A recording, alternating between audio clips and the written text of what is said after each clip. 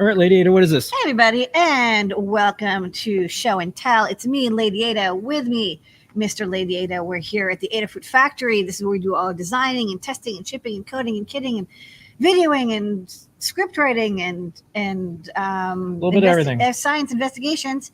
And right now it's quiet because everyone's home except for us because it's time. Sorry, I got to show over. Yeah. It's time for us to do Show and Tell. We're going to see what's up with people in the Adafruit community and the general maker community with their hacking, soldering, sewing, and more. Yeah. Let's start off with JP. And lots of cool stuff this month too. So come by if you're building your Halloween costumes. That's all year long, but this is a good month. Any retro stuff every Wednesday, 7:30 p.m. And if there's times when we're not here, we have our co-hosts and more. So you'll see some of the team all throughout the year, every single month, every single week, Show and Tell. We have some of our staff. JP, what are you working on this week? Hey, I'll tell you what I'm working on. If you will share my screen, I can show you too. So these are these super cool snap apart key switch matrix boards that we sell, these PCBs. You can snap them apart to make your own shapes and designs. But this is the 6x5, 6 horizontal, 5 vertical layout. And all we give you is some pads to solder whatever you want onto here. So this could be into a keyboard or another microcontroller. We have the column and row diode matrix, and we also have NeoPixel and power and data and all that stuff. But I've never really used it for anything bigger than just one of these until now, because we have this super cool expander, which is this TCA8418, which goes over I2C using stema QT to your microcontroller. And I found a way to gang up 2 of them so that I could have 2 of these. I think this will do at most like maybe a 10x5 or something like that. It's 80 keys, so 8x10. But it was like, I figured, this would be good to show having a split keyboard. Right, right. And that's something people want to do. And it's never that straightforward because what do you have, like 2 microcontrollers, and are they talking to each other over serial? Like, how do you do all that? So this is one way that I came up with of having a pair of these TCA8418s. So each of these kind of goes to his own little keyboard matrix, GPIO expander. And then they go each to a different I2C port on a RP2040 based QT Py. It should work on any board that lets you use 2 I2C buses, 2 separate ports, because these don't have separate addresses the way they're made. This is a TI, right, who makes this chip? Yeah, it's a TI. I think TCA is TI, and yeah, it's a fixed address. And I was like, I figured like instead of having a multiplexer, I was like, I think even you were like, hey, there's 2 I2C ports, and it works. Use one of each, and you can do it. So I'm making a cool little ortholinear, so not staggered, ortholinear, and I'm finishing up the code on it. It works. I have it working as a USB keyboard with some modifier keys, and I'm working on doing layers so that you can. One of the things people do when they have these very, very constrained keyboards is they learn, okay, we're used to hitting shift to turn 1 into an exclamation point, but why not hit like the lower to turn it into a function key and so on. So it looks pretty complete. Like you've got, all the QWERTY, you have a space bar, which is great. I think luxury, I think we worked on like the one of the pickle boards and it didn't have. So JP, what is this aesthetic? Is it like 2001 Space Odyssey bank teller or like? No, I like that description of it. Yeah, it's a the color scheme here is an inverted callback to the Data General Dasher terminal. It's like an IBM. Yeah, it's totally like. Yeah, it has like a. It's definitely 2001 Space Odyssey. Or, there's something. Brazil. There's something IBM about it. Something very cool and ergonomic about the split thing, because maybe you got super wide shoulders and you need your hands. I think it's the dark blue. It's also the Q. See how the Q is like symmetric. Oh, that is so right. That Q is pretty sweet. There's something about this. Yeah. Oof. And the shift. I don't know. Those are some great keycaps. Yeah. All right. Beautiful. And let me just say one other thing about these is these are double shot. So there's 2 plastics and nice. So this is never wearing off. This is that's forever. Plastic, blue plastic, that's forever. Yeah. So. Okay. Yeah. In the Discord chat, there's a really beautiful Data General keyboard and terminal that's the aesthetic. That's beautiful. And it's exactly the same color. They don't make them like this. Oh, it's gorgeous. But and that was actually something I became aware of because of that TV show. Is it Severance? Yeah, Severance is there's a lot of folks that watch that for retro computing ideas. Yeah, they made some Have a good kind of aesthetic. not modern. They made some prop versions of those that did what they needed, but it's really based on that one that you're showing in the chat. That's super cool. So that's what I'm working on, and I'll be building a 3D printed case for it so that it's a complete thing, and tying these guys down. There's some mounting holes, and then the cool thing is you get to just pair the two with one I2C stema QT cable. The one I have here is extra long. It doesn't really need to be that long. And then there'll be a USB for a connection to your computer. And then you can clack away like it's 1967. All All right, cool. And you're going to show this off tomorrow on your show? Will do. Yeah, come by for that and some CircuitPython parsec and recap of the product pick of the week and other Right fun on. stuff. Maybe a guest appearance by Lars. You never know. Yep. All right. Thanks so much, JP. All right, thanks, JP. Beautiful, Okay. beautiful, and his beautiful keycaps. Yeah. All right. I lost the window that my demo is in because I was busy You've searching been all this. fueling this keyboard evolution and revolution. So I know. I like how you're stepping. You're both kind of competing. Yeah. a What do you little got going on this week? All right. So we're back with the Pico W. And this week I have implemented secure sockets. So before now, we could connect and get a basic text version, text thing. And this is all going to be text, but it's just on an HTTP website. Yeah. So last week, this would not have worked to get the quotes from the Adafruit API. because it's HTTPS. It's a secure website. Ooh. So we are, connecting out. We're getting the certificate, verifying Adafruit's identity, and continuing on.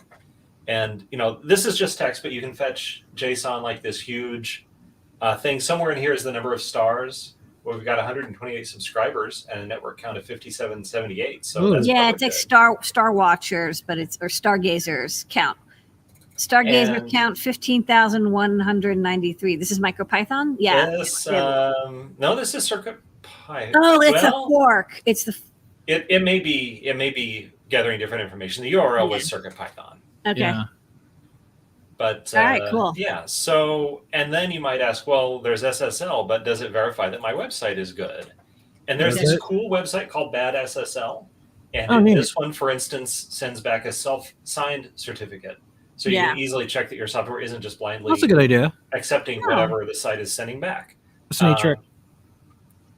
Yeah. So, and then CircuitPython.org works, GitHub.com works, Adafruit works.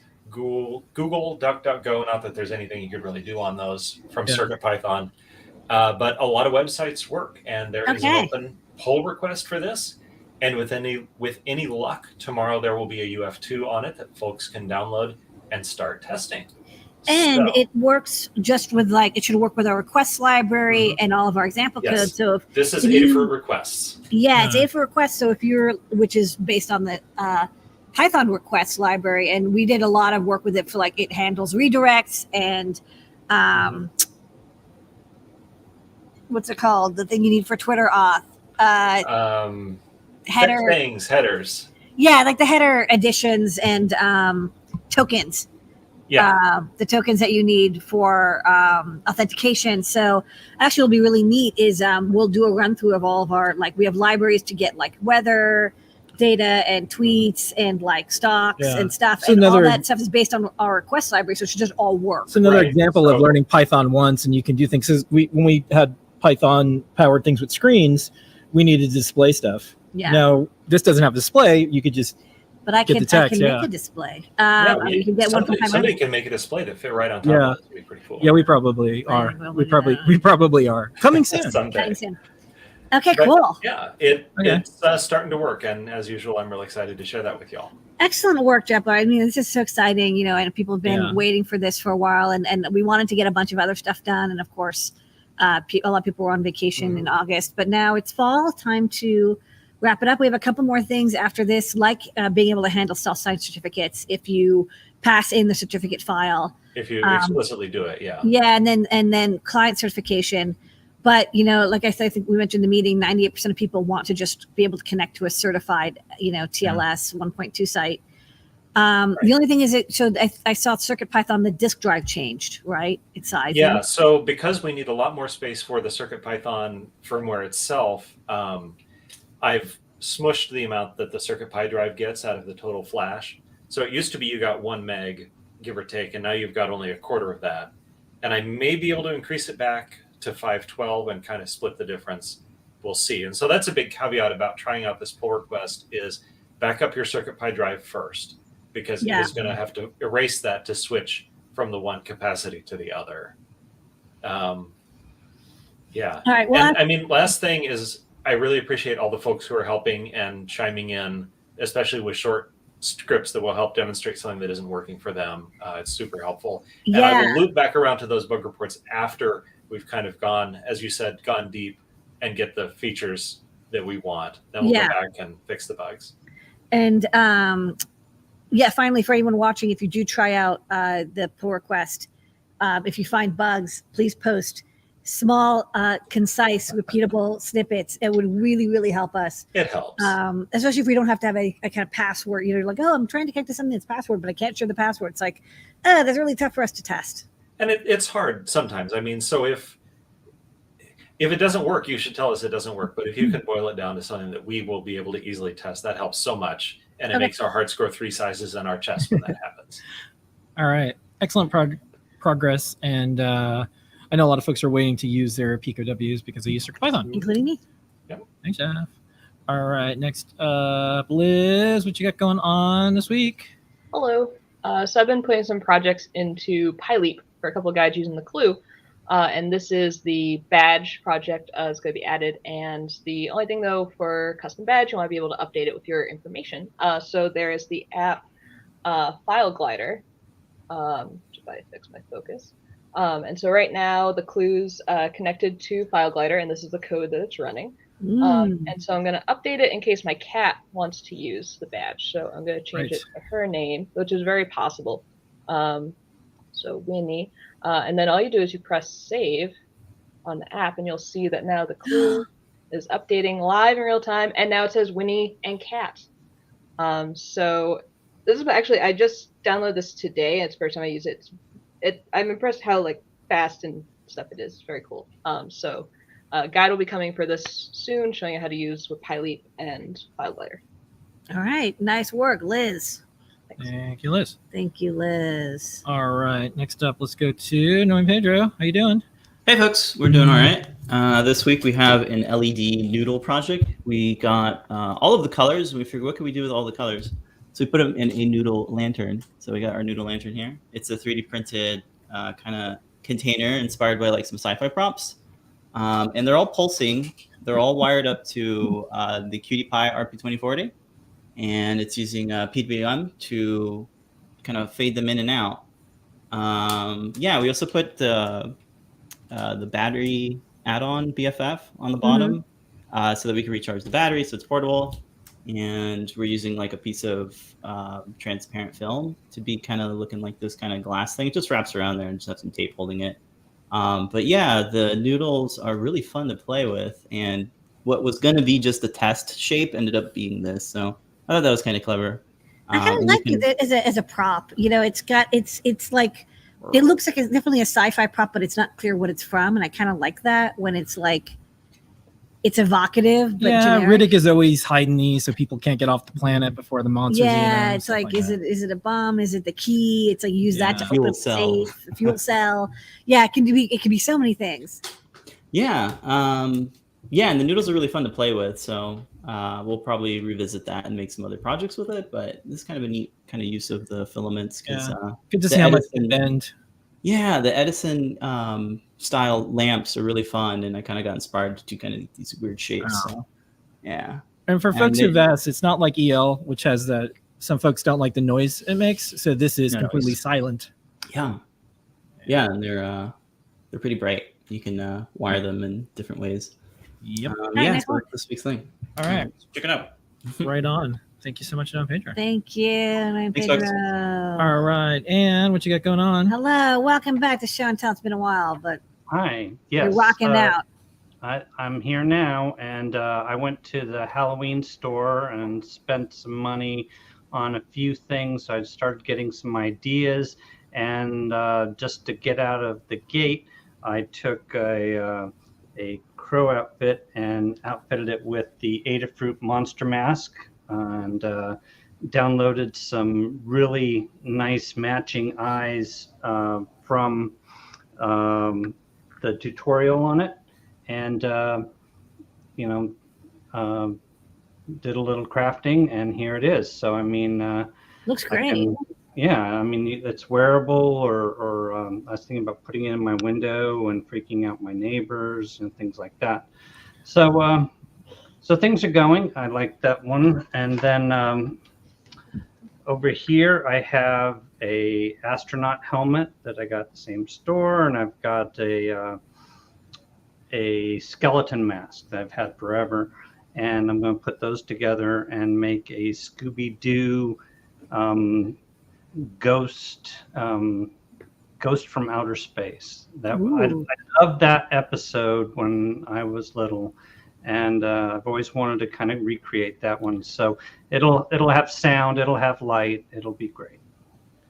Would have gotten away with it, except for you pesky kids. Pesky And the crows. dog too. Yeah, and your dog too. You do have a dog. All right, Ann. Thank you so much. All right, thanks for coming by. It's good to see you back on the show and Yeah. tell. All right, and then last up this week, we'll close it out with DJ Devin 3. What you got going on? Hello, can you hear me? Yeah. Yep. Okay, I have a whole bunch of backpacks. 3 of them are the new stema backpacks, and it's really hard to see. This guy Yeah, is the new hub, the stema Yeah. hub. Ooh, you're using Works it. great, absolutely great. wonderful. The white ones are the old style, and they required a little bit different code for initialization. And I want to send a big shout out to Melissa, who put in a new library update that allows the backpacks to be just one large number, one large Yes. string. That was so helpful. So I will hit reset on, because I'm dealing with the hard reset bug. Oop. Is that going to work? Okay.